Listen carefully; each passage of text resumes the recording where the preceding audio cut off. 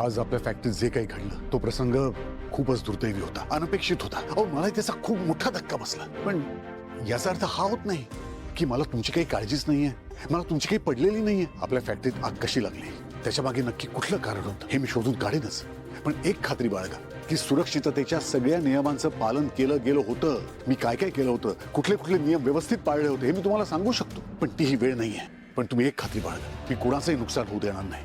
मला कळतंय आज जे काही घडलं त्यामुळे तुम्हाला सगळ्यांना टेन्शन आलं, तुम्हाला सगळ्यांना भीती वाटली, साहजिकच आहे. पण माझ्यावर विश्वास ठेवा, तुमचं कुणाचंही नुकसान होऊ देणार नाही मी. साहेब खरं तर आमची चूक झाली. तुमचं आणि मॅडमचं बोलणं ऐकल्यानंतर आता आमचा तुमच्यावरती विश्वास बसलेला आहे. आमचं म्हणणं एवढंच आहे की सगळं सुरळीत चालू झालं पाहिजे आणि फॅक्टरी पुन्हा नव्याने सुरू झाली पाहिजे. तुम्ही जर शब्द देत असाल तर आम्ही सगळे तयार आहोत आणि आमची काही हरकत नाही. साहेब आम्ही असं वागायला नको होतं. शेवटी आम्हीही कामगार आहोत, आमचंही पोटपाणी आहे. शेवटी आमचाही विचार करा साहेब. आज आमच्या जीवाशी बेतलंय, त्या गोष्टींचा विचार तुम्हीही करायला हवा. आमच्यावरही जबाबदार आहेत म्हणून आम्ही असं वागलो. तुमचं वागणं मी समजू शकतो. तुमच्या जागी कुणीही असतं तरी असंच वागलं असतं. तुम्ही दिलगिरी व्यक्त करायची काही गरज नाहीये. पण मी तुम्हाला शब्द देतो, आपली फॅक्टरी पुन्हा सुरू होणार आणि पुन्हा पूर्वीसारखीच व्यवस्थित चालणार. नक्की.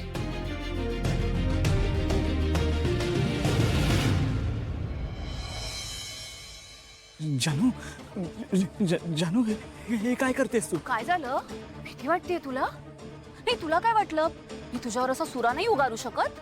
हा काय वाटतंय तुला? मी तुला मारू शकत नाही, विश्वास बसत नाहीये तुझा? जानू प्लीज प्लीज स्टॉप. अगं जानू मी तुझा जयंत आहे, माझं तुझ्यावर खूप प्रेम आहे जानू. प्रेम? तुझ्या या विकृतीला, विक्षिप्तपणाला तू प्रेम हे नाव देतोस? अरे प्रेम काय असतं ना हेच माहित नाहीये तुला. प्रेमाच्या नावाखाली फक्त आणि फक्त छळ केलायस तू माझा. माझ्या सगळ्या जवळच्या लोकांना हर्ट केलायस तू. विचार कर, जेव्हा तुझं हे खरं रूप माझ्या आई बाबांसमोर येईल तेव्हा काय अवस्था होईल त्यांची, किती वाईट वाटेल त्यांना. पण तो दिवस आता फार लांब नाहीये, कारण मी आत्ताच्या आत्ता जाऊन माझ्या घरच्यांना सगळं सत्य सांगणार आहे. देवा प्लीज, जानू कुठे गेलीये हे कळण्याचा काहीतरी मार्ग दाखव. जयंतीला जिथे कुठे घेऊन गेला असेल तिथे ती सुखरूप असू दे.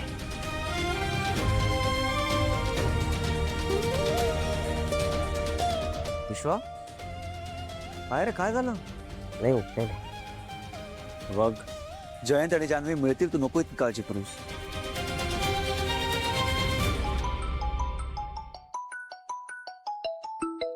पोलीस स्टेशन बंद कर. हा साहेब बोला, काही कळलं का? हो साहेब, कॉल डिटेल्स वरून तरी एवढंच दिसतंय की जयंत सरांनी शेवटचा कॉल त्यांच्या ऑफिसमध्येच केला होता. ठीक आहे, तुम्हाला अजून काही कळलं तर कळवा आम्हाला. झालं पोलिसांशी बोलणं. ते म्हणतात की जयंतनी शेवटचा कॉल ऑफिसमध्ये केला होता, पण तो काहीतरी कामाबद्दलच होता. तू नको काळजी करूस, आपलं काय ना काहीतरी होईल सॉर्ट. हां, मी तिकडे विचारत मला.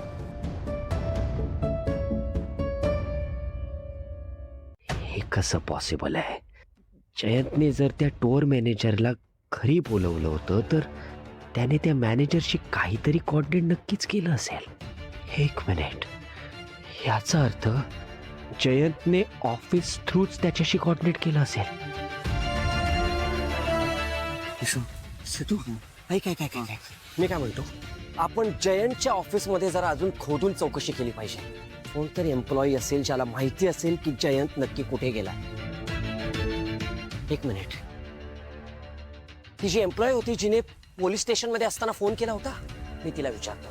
मे बी ती आपल्याला हेल्प करू शकते.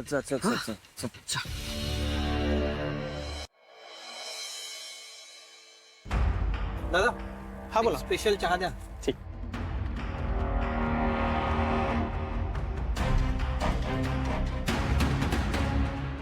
हे घ्या सर.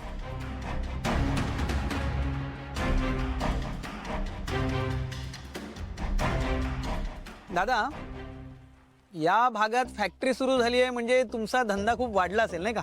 हो साहेब, इथला फेमस चायवाला आहे मी आता. वाह. चहा पण तेवढा फक्कड बनवलाय तुम्ही, मस्तच. वा दादा, मला सांगा, या फॅक्टरीला जी आग लागली आहे त्याबद्दल काही माहिती आहे का हो तुम्हाला? नाही ना, काय माहित नाही.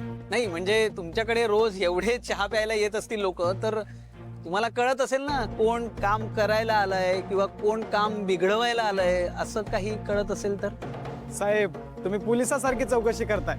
नाही म्हणजे तुमचीच फॅक्टरी आहे आणि तुम्ही मला विचारताय की कशी जळली. साहेब माणूस बघून कळतं कोण कामगार आणि कोण मालक आहेत. दादा, जयंत, नात्यात ना भावनिक गुंतवणूक असते, पण तू मात्र मला या नात्यात कायम जखडून ठेवलंस. पण आता नाही हा, आता मी कुठल्याही बंधनात अडकणार नाहीये, कारण आता अडकायची वेळ तुझी आहे. आता तू अडकलायस या जंगलात, तेही कायमचा. आता तुझ्या एकटेपणाशी जुळवून घे, पण मी मात्र इथे 1 मिनिटही थांबणार नाहीये. मी इथून जाणार म्हणजे जाणारच.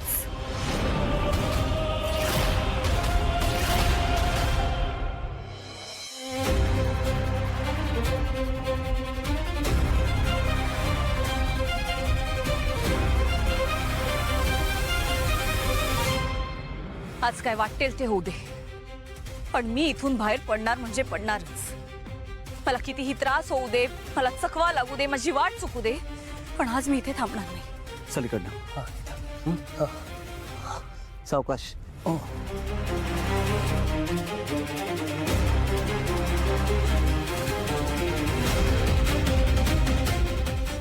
ये सावकाश. काही झालं तरी मी माझा मार्ग शोधून काढणार, आणि तो मार्ग मला नक्कीच जयंतकडे घेऊन जाणार नाही.